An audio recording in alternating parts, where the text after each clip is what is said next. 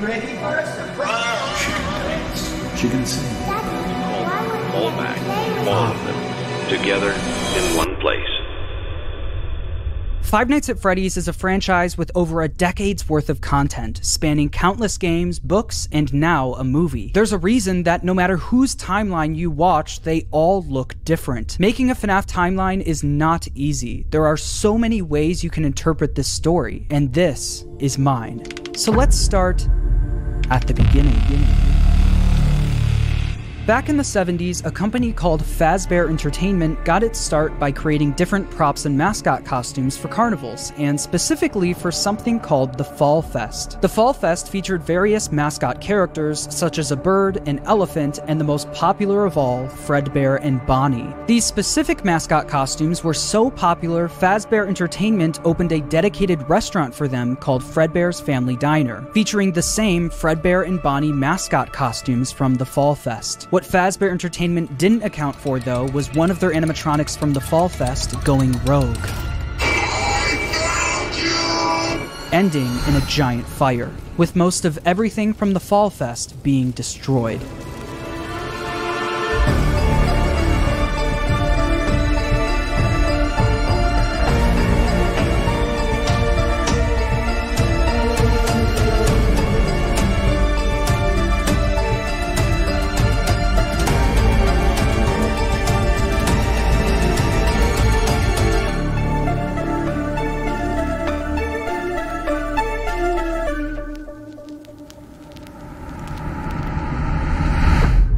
The specifics about the animatronic that went rogue and the fire are unknown, and will likely be revealed next year in FNAF's next big release. Although we don't know much about how this fire occurred, we do know that after the fire, Fazbear Entertainment started phasing out of the mascot costume era. They needed something new. The two men who helped found Fazbear Entertainment, William Afton and Henry Emily, stepped up to the plate. William Afton was mostly the businessman of the two, handling all of the money, while Henry was the more creative one, with him being in charge of building most of the animatronics and props for the company. With the Fall Fest era of the company coming to a close, they were only left with Fredbear's Family Diner, the standalone restaurant created for the Fredbear and Bonnie characters. In order to replace the mascot versions of Fredbear and Bonnie, Henry went to work on new versions of the characters, eventually creating the new Fredbear and Spring Bonnie, the same characters but with new designs and new suits. Henry called them Springlock suits. These suits are able to double as both an animatronic and a suit that the employees could wear. To switch the suit from animatronic mode to suit mode, the employees could use a hand crank to pull back the animatronic parts, leaving room for them to climb inside. The spring locks that were helping to hold back those animatronic parts were very sensitive though, and with even a little bit of moisture, the spring locks could potentially snap shut, crushing and killing whoever was inside. But if that ended up happening, Fazbear Entertainment had some common sense procedures set in place. In the case that the spring locks come loose while you are wearing a suit, please try to maneuver away from populated areas before bleeding out,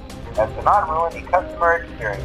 Fredbear's Family Diner ended up being super successful for William and Henry, so much so that other companies tried replicating it. Another company proceeded to rip off Fazbear Entertainment's old mascot characters by creating their own animatronic versions of them. The leader of the group was Nedbear, a direct copy of Fredbear, followed by a hippo, an elephant, and a frog, all characters from the Fall Fest, and all with slightly different designs to avoid copyright issues. But while the rival company was able to replicate the designs, they could not replicate Henry's state-of-the-art technology. Their robots were poorly made and had to have giant batteries with exposed wires on stage with them. Naturally, the rival company failed and ended up being bought out by Fazbear Entertainment. With all of the success from Fredbear's Family Diner, William and Henry decided to branch out and create more characters for a new restaurant. In 1983, William and Henry opened Freddy Fazbear's Pizza, featuring Freddy Fazbear, Bonnie, Chica, and Foxy. With the opening of Freddy Fazbear's Pizza, Fazbear Entertainment was experiencing success like they've never seen before. But with two restaurants now open at the same time, more success also meant more work for William and Henry. The duo were so wrapped up in work that they started neglecting their own families. William was the father of 3 kids, the eldest, Michael, the crying child, and Elizabeth. The crying child has yet to have a 100% confirmed name, so for this video, he will just be called the crying child. child. Meanwhile, Henry had one kid, a daughter named Charlie. The business partners spent most of their days working, so they both created different ways of taking care of their kids. Henry was the robotics genius, so he used his talents to create a new animatronic to watch Charlie for him. It was called the security puppet. This animatronic would sit by the door of Freddy Fazbear's Pizza and make sure that Charlie wasn't able to leave the building. This made it so Charlie could play at the restaurant while Henry worked, without Henry having to worry about her leaving the building or getting kidnapped. The robot was linked directly to a green bracelet that Charlie was wearing. If Charlie, wearing the green bracelet, tried leaving the building, the security puppet would spring into action. William, on the other hand, was the businessman of the company. He cared more about making money, but also saving money. Naturally, he decided to just force his eldest son Michael to babysit while he was at work. Michael was mostly in charge of babysitting the crying child. The crying child didn't have many friends, but he did have a close relationship with his plushies. These plushies were of characters from his favorite show, Fredbear and Friends, Fazbear Entertainment's newest cartoon, featuring Fredbear, Freddy, Bonnie, Chica, and Foxy. The crying child's favorite character, though, was Fredbear. He especially loved his Fredbear plushie. Although he loved the plushie version of the characters, the animatronics would soon become a different story. One day, while visiting Fredbear's family diner, the crying child saw something that would scar him for the rest of his life. While wandering the restaurant, he walked by the employees only room, where an employee accidentally left the door open. Inside the room was his father, William Afton, helping another employee into a spring Bonnie suit. But through the eyes of the crying child, this looked like someone was literally being stuffed into an animatronic suit. The crying child was so young that he wasn't educated on how the mascot characters worked, so seeing a human be put inside of one terrified him. When a child experiences something traumatic, their brain naturally tries finding ways to deal with that trauma. The crying child's way of dealing with his trauma was by creating an imaginary friend. This imaginary friend took the form of the object he loved the most, his Fredbear plushie. His new imaginary friend Fredbear followed him wherever he went, shape-shifting into flowers, hiding behind cars, and in the sewers, with nobody being able to see him except for the crying child. When the crying child was overwhelmed, the plushie would talk to him and try to calm him down. Even when the plushie wasn't around, it was still able to speak to him because it lived in his mind.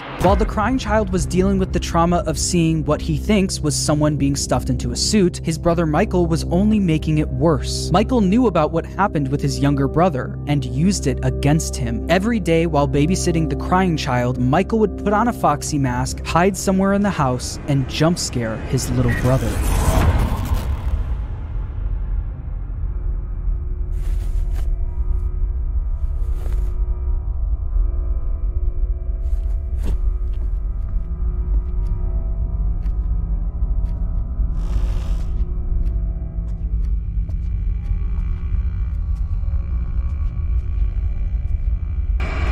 Pizzeria to your living room, you no longer have to wait to sing and dance with Fredbear and Friends.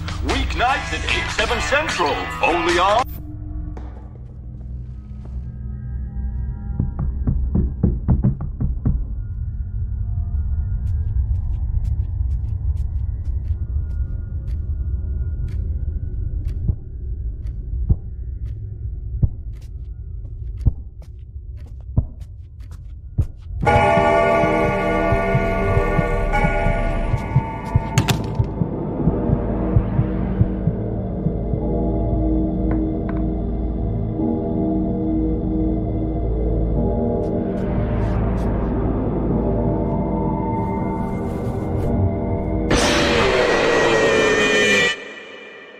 Through all of Michael's bullying, the crying child's imaginary friend Fredbear would comfort him and talk him through the situation, saying, "You know he is hiding again. Be careful. Tomorrow is another day." Michael wasn't the only one bullying the crying child, though. The local kids in the neighborhood heard about why the crying child was so scared of the pizzeria, even making up fake rumors related to what the crying child thought he saw there. "You'd better watch out. I hear they come to life at night. And if you die, they hide your body and never tell anyone." But all of this bullying would come to a head on one special day, the crying child's birthday. Ironically, his birthday party was being held at Fredbear's family diner. Because he was so terrified of being at the pizzeria, he hid under the table, not knowing that Michael and his friends were nearby, planning a prank that would go terribly wrong.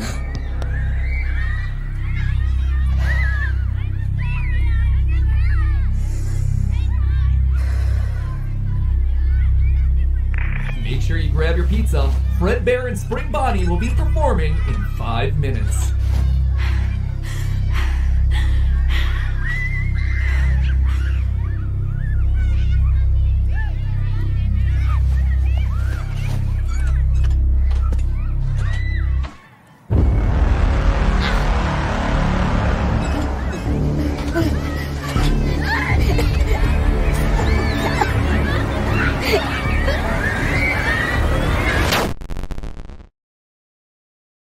Michael and his friends lifted the crying child up to, quote, give Fredbear a big kiss, and Fredbear bit down on him, leaving his body to go limp. Michael and his friends quickly stopped laughing. Because of Michael's immature behavior, his terrified younger brother paid the ultimate price. Although the crying child was badly hurt, he didn't immediately die. Because of the immense brain damage, he slipped into a coma. After being treated at a hospital, the crying child was taken home so he could be comfortable, surrounded by his only friends, his plushies. In the crying child's final moments, Michael decides to apologize for what he's done, saying, "Can you hear me? I don't know if you can hear me.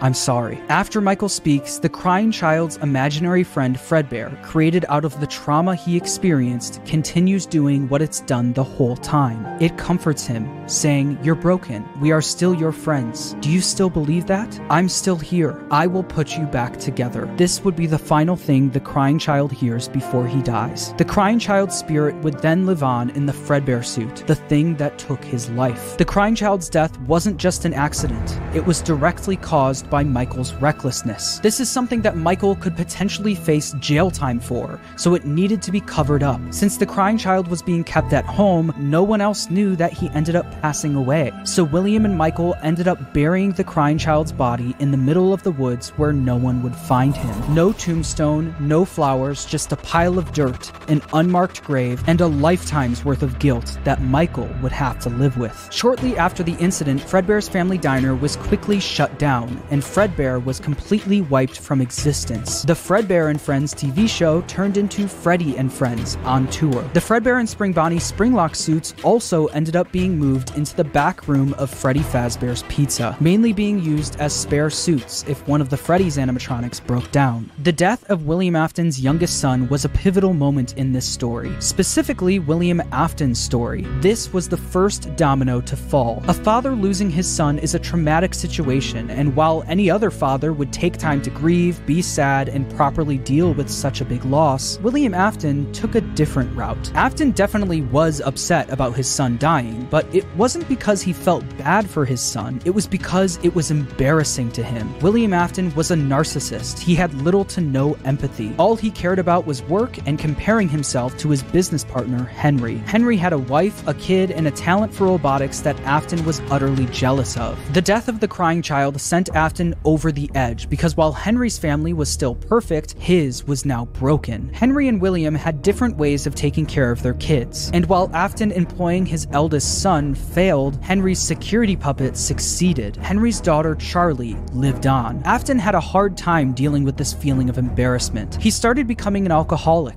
frequently visiting the local bar called Junior's. One night, though, after drinking a little too much and getting kicked out of the bar, he decided that he was going to settle the score with Henry. Afton, drunk and filled with rage, drove from the bar to Freddy Fazbear's Pizza, where he knew Charlie was being watched over by Henry's security puppet. Afton planned on risking everything to kill Henry's daughter, Charlie. He didn't care if he got caught, and he didn't care if he went to prison. But when Afton got to Freddy's, he noticed that Charlie was standing outside by herself. It turned out that some bullies were able to trap the security puppet in its box and lock Charlie outside the building, giving Afton the perfect opportunity to kill Charlie outside of the pizzeria. The security puppet was eventually able to escape its box and went looking for Charlie. As Afton sped away, the puppet noticed that Charlie was outside in the pouring rain. It then did what it was programmed to do and went to protect her. But as the puppet got closer to Charlie's body, the rain started making it short-circuit. It was forced to crawl its way over to her until the rain got to be too much, and the puppet shut down right next to Charlie's body. While Charlie and the puppet lay lifeless next to each other, Afton was speeding home, driving right past where he buried his son and the bar he got kicked out of. When Afton got home, he was met with his wife sitting in the living room watching TV, and Michael in his bedroom. Afton was a drunk and abusive father, and fully blamed Michael for what happened to his youngest son. Mrs. Afton tells him to leave Michael alone because he's had a tough day, but Afton doesn't listen. He goes over to Michael's room and pounds on the door, only for the door to be locked. He then makes his way around the house to try and find a way in from the outside, but once he gets to Michael's bedroom window, he notices that it's broken, and Michael was gone. Michael was so upset by what he did to his brother that he would sometimes see visions of Fredbear appear and disappear. Tonight, Fredbear appeared outside his bedroom window, and it almost felt like his brother was calling out to him from beyond the grave. This would happen frequently, and every time it did, Michael would run to the spot where they buried his younger brother, only to find that nothing had changed. His younger brother was still gone and buried in the ground. Afton knew Michael did this often, saying, "Ran off to that place again. He will be sorry when he gets back." The guilt of killing his younger brother haunted Michael in his real life, but also in his dreams. Michael would constantly have nightmares about the animatronic that took his brother's life. These were the exact same nightmares his younger brother used to have every night, now passed on to him.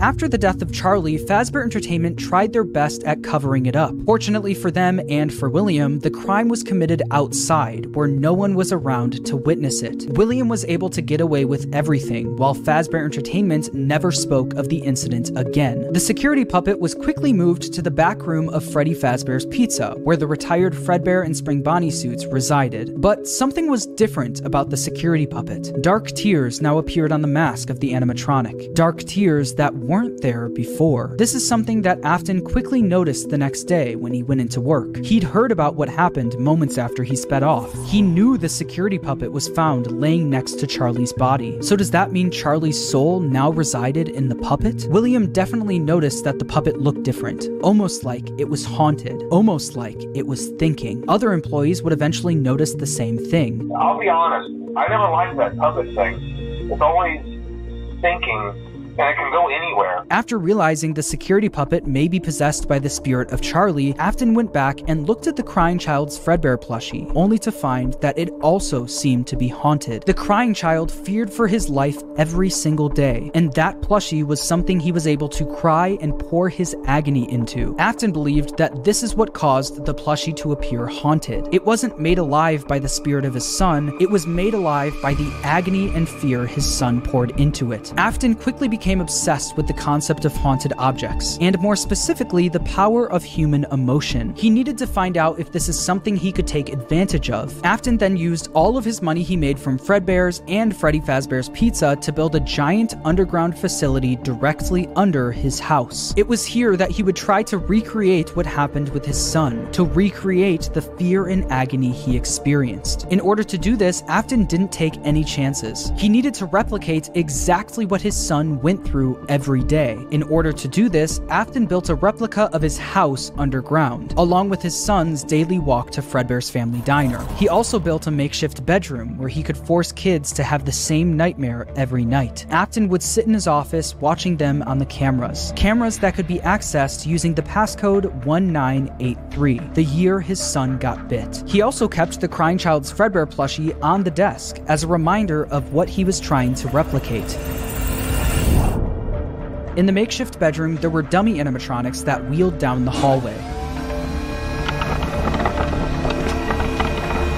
But the kids wouldn't see them as just blank dummies on wheels. Afton would pump hallucinogenic gas into the room to get the kids to think that what they were seeing was a monster. These nightmare gas canisters were being stored all throughout his underground facility, and on the bed of this makeshift bedroom was a Freddy plushie, in the hopes that the kids would pour their fear and agony into the plush, like his son did to his plushie. On the other side of the bunker, where Afton recreated the crying child's walk to Fredbear's, he placed a bunch of Fredbear plushies all over the place. These Fredbear plushies had walkie-talkies inside of them. This was Afton's way of recreating his son's imaginary friend that would talk to him wherever he went. Afton would speak to the kids through his walkie-talkie sitting in his private office. After setting up the bunker, Afton was only missing one more thing: the kids to run these experiments on. He needed a way to kidnap and capture kids without being caught, and he had the perfect way to do it. The show will begin momentarily. Everyone, please stay in your seats. Enter Circus Baby and the Funtime animatronics. These robots were specifically built by Afton to capture kids, featuring Circus Baby, Funtime Freddy, Funtime Foxy, and Ballora. They feature advanced technologies such as parental tracking, voice mimicking / luring, and storage tanks. Circus Baby, the star of the group, was even able to make ice cream as a way to lure kids to her. Once the kid got too close, a giant claw would reach out, grab them, and lock them in the animatronics storage tank. Some of the board members from Fazbear Entertainment were suspicious of these new animatronics. She can dance. She can sing. She's equipped with a built-in helium tank for inflating balloons right at her fingertips. She can take song requests. She can even dispense ice cream. With all due respect, those aren't the design choices we were curious about, Mr. Afton. Afton even created a new restaurant for these animatronics called Circus Baby's Pizza World. Elizabeth, William Afton's daughter, was fascinated by Circus Baby. All she wanted to do was play with her, but Afton wouldn't let her. Daddy, why won't you let me play with her? You let the other children go see her. Why won't you let me go? He strictly told her to stay away from the animatronic, but one day, she didn't listen. On the opening day of Circus Baby's Pizza World, another domino would fall in Afton's life, and Elizabeth would soon be the victim of his terrible misdeeds. I can do something special. Did you know that? I can make ice cream, although I only did it once. What a wonderful day, though. I was in a small room with balloons and a few tables. I would always count the children. I'm not sure why. They usually played together in groups of 2 or 3. There were 4, then 3, then 2, then 1. Time to play.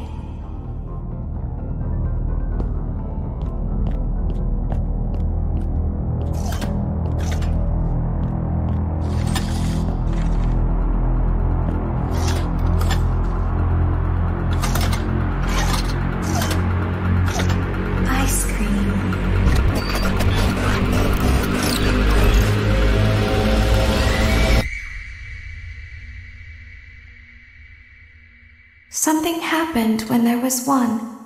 I was no longer myself. There was screaming for a moment, but only for a moment.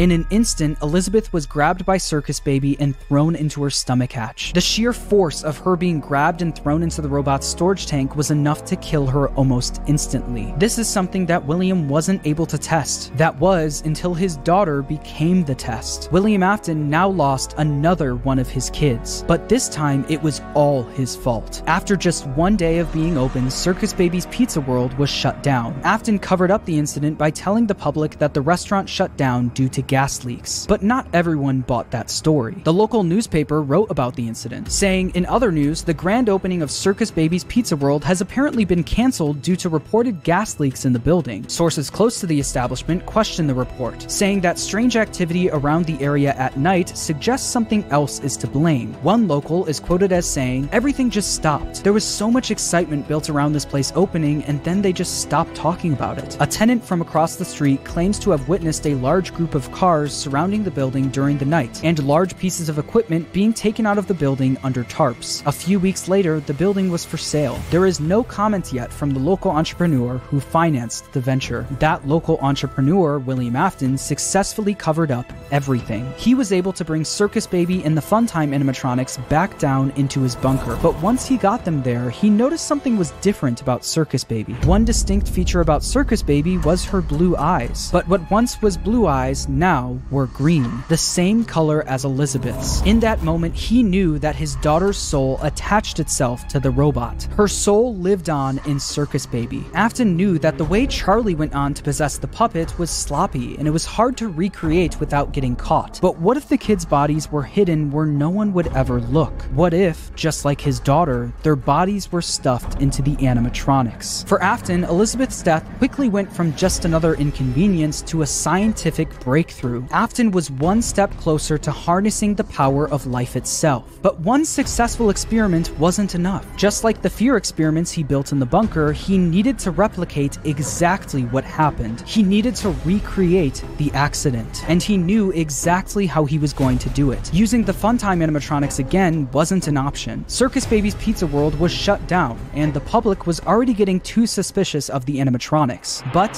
he didn't need the Funtime animatronics. He was going to run the experiment himself. On June 26, 1985, William Afton made his way to Freddy Fazbear's Pizza. There, he would put on the old Spring Bonnie suit from Fredbear's to lure 5 kids into the back room. Took a swim with my new friend. Didn't care, I jumped right.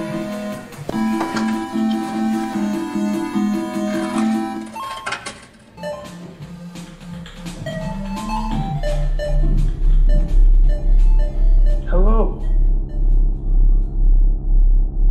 Looking for a friend? He said, the water's clear, come swim with me.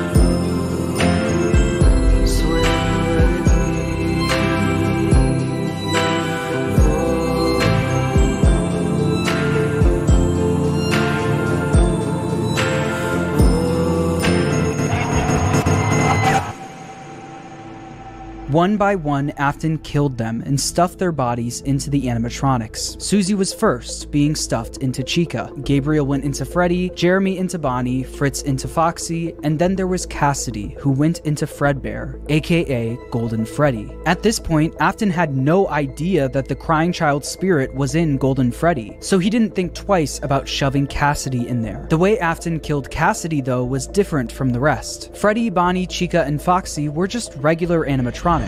Afton had no choice but to kill them, then stuff them into the suits. But Golden Freddy wasn't just a regular animatronic, it was a Springlock suit. The same Springlock suit that took his youngest son's life. Afton was aware of how dangerous the Springlocks were. Any bit of moisture or too much movement would cause them to snap shut, slowly killing whoever was inside. So that's exactly what he did to Cassidy. He put him into the suit and watched as the Springlocks snapped shut, cementing Cassidy's death as the most brutal of them all. Freddy, Bonnie, Chica, Foxy, and Golden Freddy weren't the only animatronics sitting in the back room of Freddy Fazbear's Pizza, though. They were joined by the security puppet, which contained the soul of Henry's daughter, Charlie. Once Afton was gone, Charlie jumped into action, almost acting as a guide for their souls, properly giving them life inside of each animatronic. After the incident, the kids were quickly reported missing by their families, and although the security cameras caught Afton luring the kids away, he wasn't able to fully get in trouble. Since he was wearing the Spring Bonnie suit, they were never able to prove it was actually him. Afton also hid the kids' bodies where no one would ever look, so the bodies were never found. Unbelievably, Afton was able to get away with yet another crime. Because of all the bad press that came from the missing children's incident, people stopped coming to the pizzeria. After months of customers no longer showing up,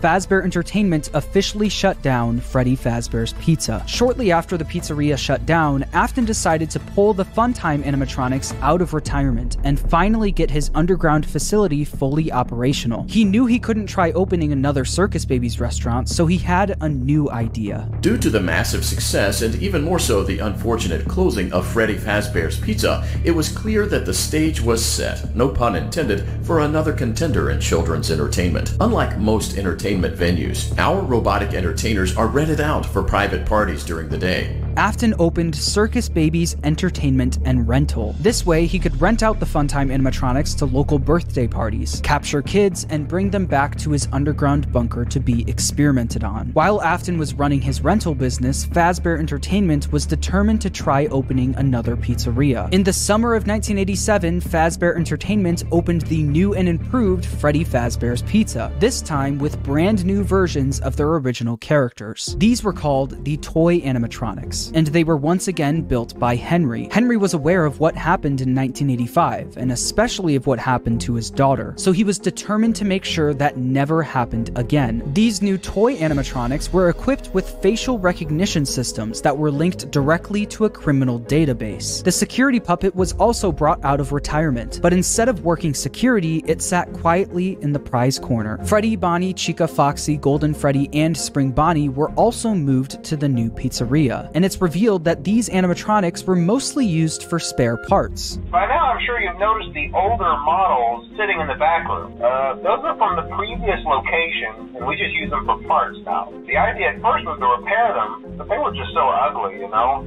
And the smell. This means that the haunted metal of the original Freddy's animatronics was now being put into the toy animatronics, causing the toys to also now be possessed. After Afton got away with the first set of murders, he needed to see if the kids' spirits were possessing the animatronics. In order to see for himself, Afton went back to work at the new pizzeria as a daytime security guard. While Afton was working the day shift, Jeremy Fitzgerald was working the night shift. Jeremy worked there for 5 nights, and unfortunately for him, because the kids possessing the animatronics were killed by an adult, they were extremely aggressive to any adult they encountered. They interact with the kids just fine, but when they encounter an adult, they just stare. Meanwhile, Afton decided to pull the same trick he did at the old Freddy's location, gaining 5 more victims. Someone used one of the suits. We had a spare in the back, a yellow one. Someone used it. Afton used the Spring Bonnie suit to pull the same stunt again on 5 more kids. But as he was committing the murders, Charlie, from inside the puppet, was actively trying to save the kids. She tried enlisting the help of the other animatronics, but it was too late. Afton had already finished what he started. Not only that, him seeing the puppet and Freddy walking around the pizzeria trying to stop him was all the proof he needed that his experiments were successful. The kids he put into the original suits were haunting the animatronics. But there was one problem. Afton knew that the haunted metal of the endoskeletons was the key to everything, but the animatronics were trapped at the pizzeria. There was no way he could bring them back to his underground bunker. He couldn't get to the animatronics if the pizzeria was still open and active, so he needed to find a way to make sure the pizzeria shuts down and fast. Instead of stuffing the new set of victims into the toy animatronics, he decided to leave the kids out in plain sight, scattered throughout the pizzeria. This was a guaranteed way to get the pizzeria shut down. A few hours after Afton committed the murders, Jeremy Fitzgerald showed up for his night shift, unaware of what happened that day. Hello. What on earth are you doing there? Didn't you get the memo? The place is closed down, at least for a while. Listen, just finish your shift.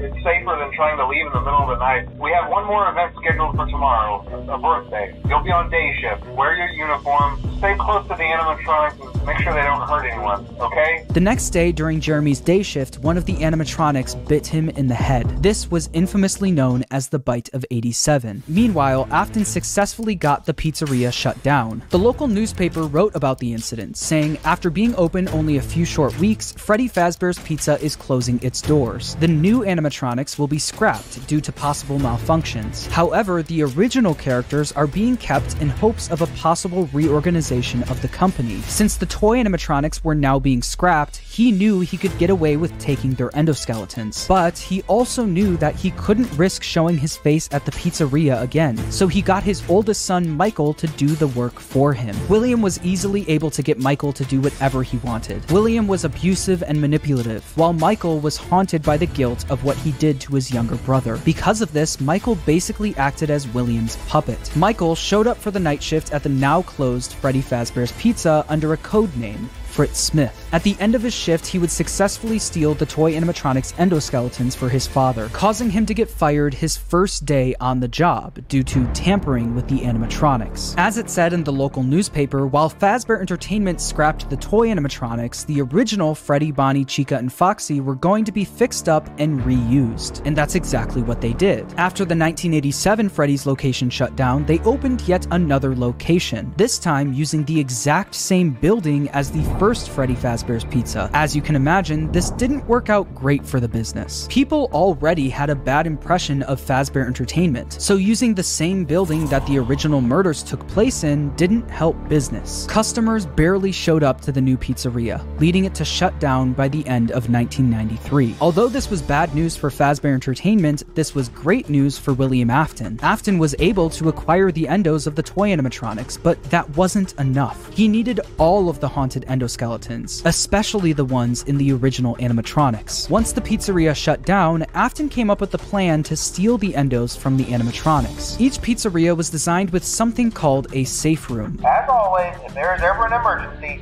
please go to the designated safe room. Every location is built with one extra room that is not included in the digital map layouts programmed into the animatronics or security system. This room is hidden to customers, invisible to animatronics, and is always off camera. This room was hidden from guests and invisible to the animatronics. Afton would use this to his advantage, luring each of the animatronics to the safe room and dismantling them one by one. The kids possessing these animatronics were the same kids he lured into the back room all those years ago. He planned to use the same trick to lure the same kids all over again.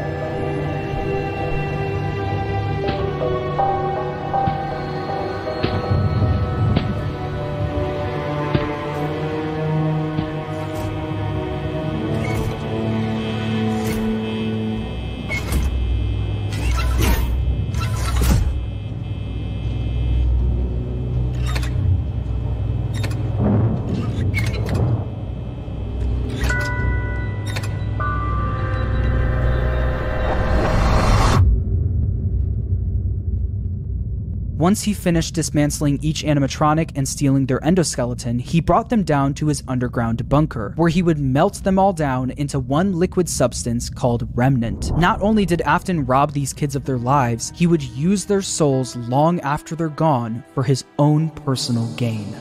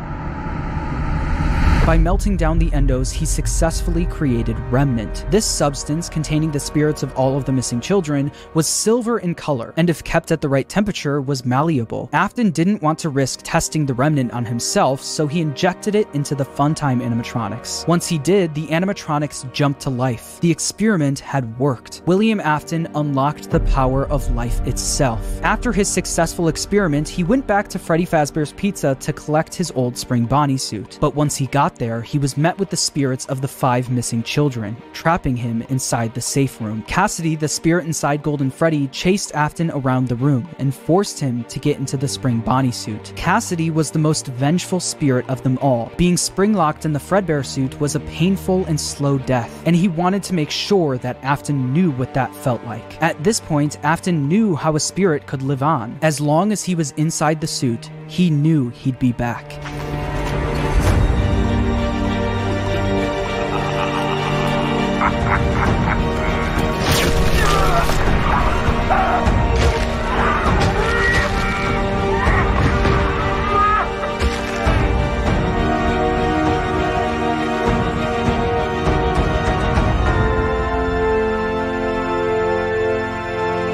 As Afton laughed, the spring locks snapped shut, forcing him to go through what Cassidy went through. This was an act of revenge by Cassidy, and it wouldn't be the last. Afton was now confined to the safe room of the now shut down Freddy Fazbear's Pizza, and because of this, everything in his underground bunker was left abandoned. But even with Afton gone, the rental business continued on its own. All of the Funtime animatronics containing the spirits of the missing children and even his daughter Elizabeth were still being rented out during the day and then brought right back down to the bunker. All the spirits wanted to do was escape, but they were always put back underground. After Afton went missing, his eldest son Michael, who's been blindly helping his father, remembered what his father told him if he ever went missing. If William wasn't there to finish his work, Michael would do it for him. Afton's underground facility was always off limits to Michael, but since he was now gone, Michael had no choice. He took the elevator down to where his father worked every day. Although Michael was helping out his father by stealing some of the endos from the animatronics back in the day, he never exactly knew what William was doing until he got down into the bunker.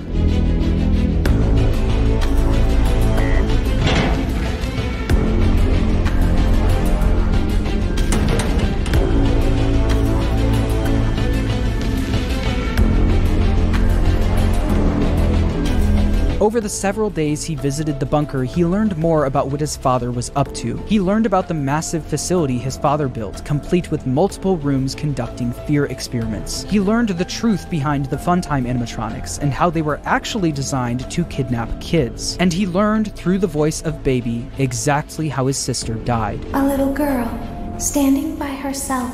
My stomach opened, and there was ice cream. I couldn't move, at least not until she stepped closer. But as the week went on, Baby was conducting a plan of her own. A plan to escape the bunker, using Michael's body. Elizabeth was no longer the person Michael remembered her as. She was entirely devoted to her father, and would do anything to make him proud of her. At the end of the week, all of the Funtime animatronics endos were scooped out, with all of them combining into one animatronic, called Ennard. This creature, containing the spirits of the missing kids and Elizabeth, knew they wouldn't be able to escape the bunker looking like an animatronic. They needed a human body to walk around in.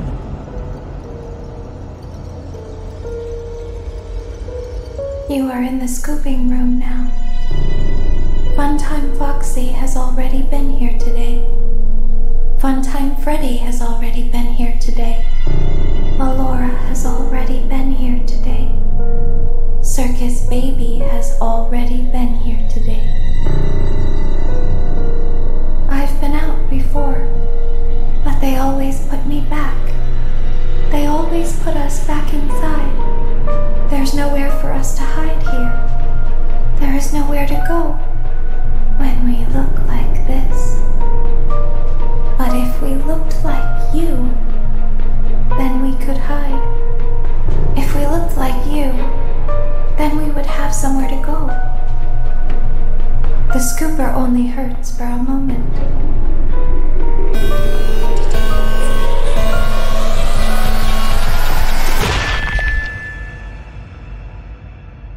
Michael Afton's insides got scooped out and replaced by Ennard, helping all of the souls to escape the facility. With every passing day after this happened, Michael looked more and more like a walking zombie. His skin was starting to turn purple, and people started to notice. Michael's body was no longer a good disguise for Ennard, so Ennard ejected itself from Michael. But because the scooper was also a remnant injector, when Michael Afton was scooped, he was also injected with remnant. The remnant made it so even after Ennard was gone, he was still able to survive. With Michael now back in full control of his body, he had a new mission. Although he did, one way or another, successfully free his sister from the underground facility, he also learned about all of his father's terrible misdeeds. His loyalty to his father turned to disgust. It was time for him to end all of this. Father, it's me, Michael.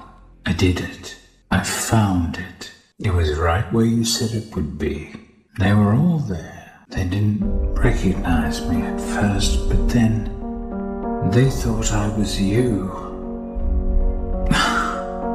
And I found her. I put her back together, just like you asked me to. She's free now.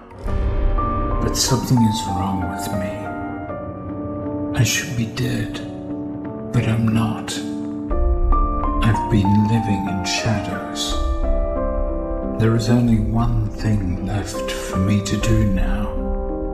I'm going to come find you. I'm going to come find you.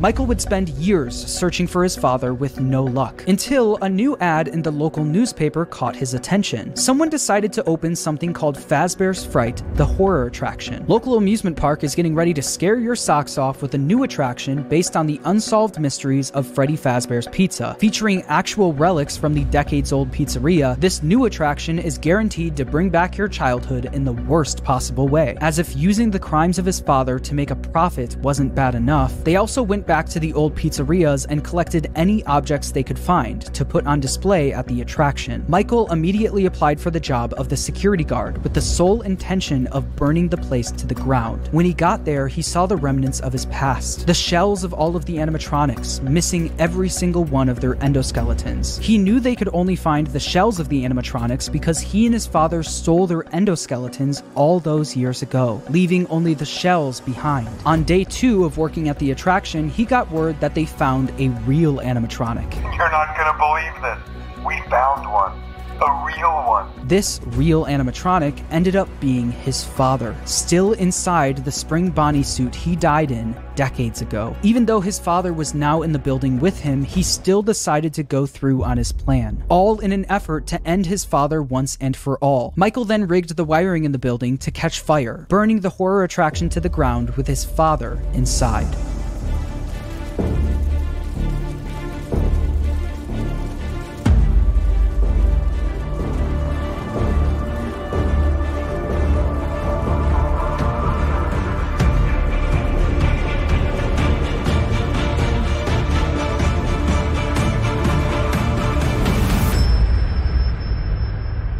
The local newspaper would write about the fire, saying a new local attraction based on an ancient pizzeria chain burned down overnight. Authorities have not ruled out foul play, but at the moment it seems to have been caused by faulty wiring. Although the fire destroyed most of everything in the building, William, miraculously, was able to survive. William was now free, roaming the outside world along with the souls of the missing children, Elizabeth, and Charlie inside the puppet. Since Michael wasn't able to end everything, someone else needed to step in. That someone was Henry Emily. Afton's old business partner and father of Charlie heard about the fire at Fazbear's Fright, along with the rumors of the various animatronic creatures now roaming the streets. Henry was determined to put an end to all of this.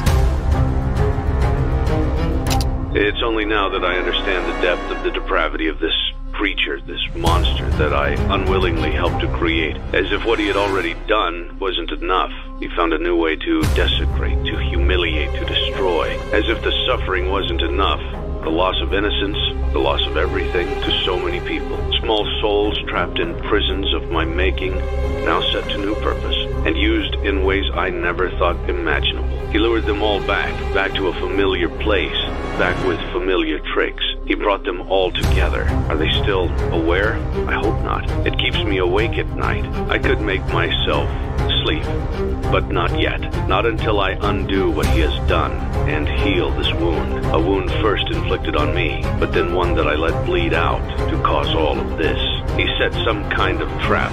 I don't know what it was, but he led them there again. He overpowered them again.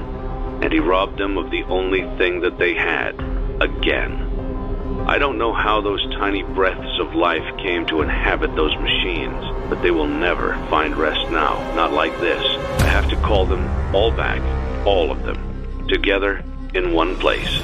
By gathering all of the animatronics in one place and locking them in the same room, he would be able to burn them all to the ground for good, effectively freeing their spirits in the process. In order to do this, Henry created a new restaurant called Freddy Fazbear's Pizza Place. He knew that the spirits and William couldn't resist coming back to a new location, even if it was all just a trap. Charlie was different though. She was smarter than the rest, so Henry knew she wouldn't be as easily fooled. So he created an animatronic called Lefty, standing for Lure, Encapsulate, Fuse, Transport, and Extract, specifically to capture the puppet and bring it to the pizzeria. While trying to find someone that would help him carry out his plan, one person showed up for the job, a person who was also determined to finally end all of this, Michael Afton. Day after day, the animatronics roaming the streets would show up in the alleyway next to the pizzeria. Baby, aka Elizabeth, the souls of the missing children and the crying child, now appearing as Molten Freddy, Charlie and Lefty, and his father, William, all showed up in the back alley. Michael would then collect each animatronic and throw them into a facility under the pizzeria, designed to be a maze with no exit, where the animatronics would roam around without even knowing they're trapped, until the end of the week, where they would all be burned to the ground. With all of the souls, including William himself, now in one place, Henry's plan was in motion. As far as Elizabeth and William were concerned, this was a good thing. All of this remnant now in one place was all that they wanted, until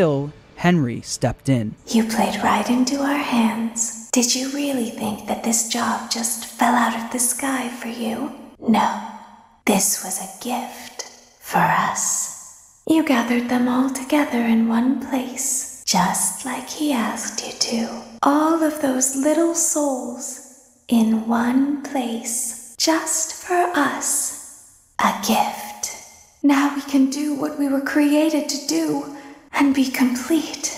I will make you proud, Daddy.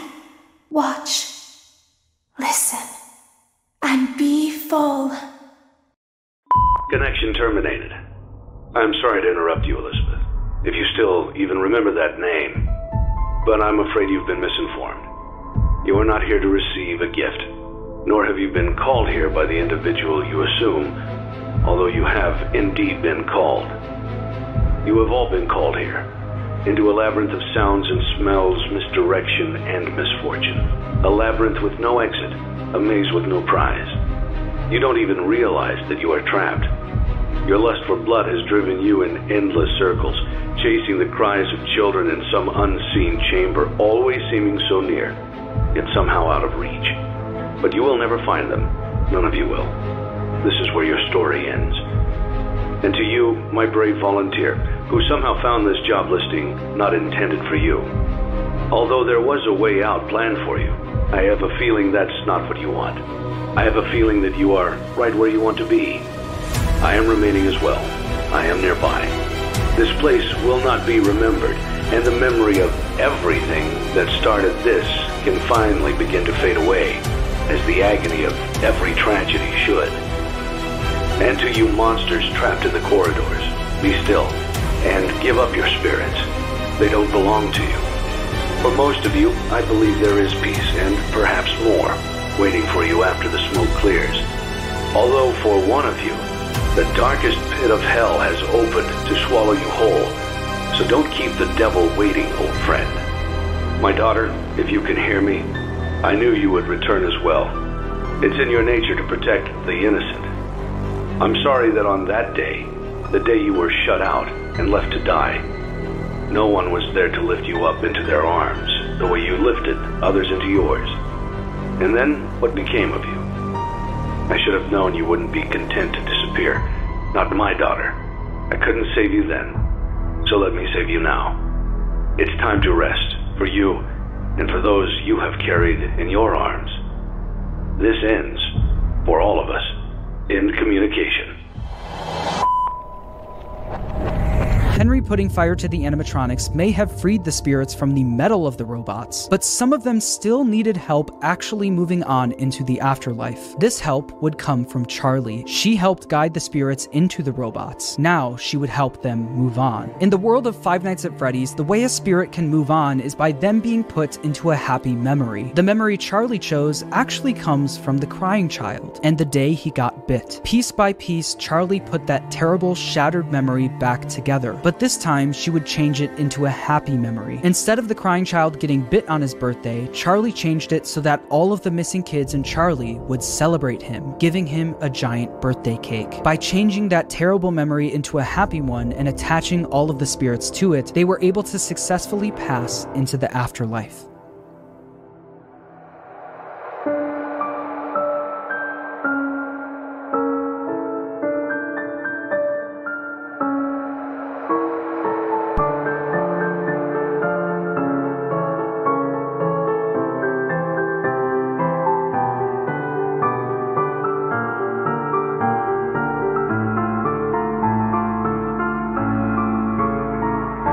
Like I said, they were all able to move on, except for one.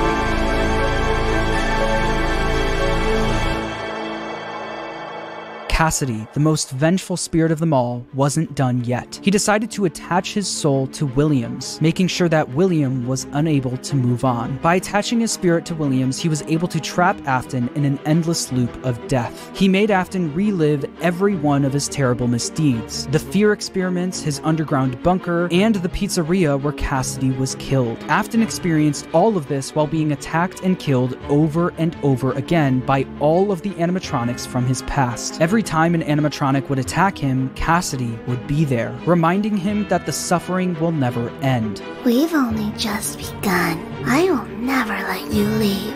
I will never let you rest. He tried to release you.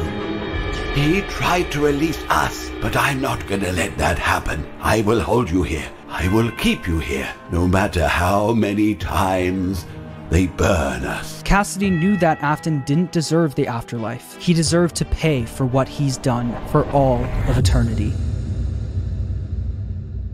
But if you keep up with the franchise, you know that that's not the end of the story. Like I said at the beginning of the video, making a FNAF timeline is not easy, no matter what anyone says. In broad strokes, you can explain the basic plot, but once you get down to the motivations and the why of everything, you have to start filling in the blanks yourself. Some people who've helped me fill in the blanks that I'd like to shout out are Right Host for his theory about Cassidy being spring-locked in Golden Freddy. I think that makes a lot of sense and is really satisfying for the narrative. Also, I'd like to shout out MattPat for his theory about Midnight Motorist. After trying to figure that minigame out for years, I think your explanation makes the most sense. It's important for me to say that no one, except for Scott Cawthon himself, knows the exact story he was trying to tell. So please make sure to watch other people's timelines as well, and come to your own conclusion on everything. And when the time is right, I'll be back to tackle the newer games in this franchise. Until then, make sure to subscribe, and thanks for watching.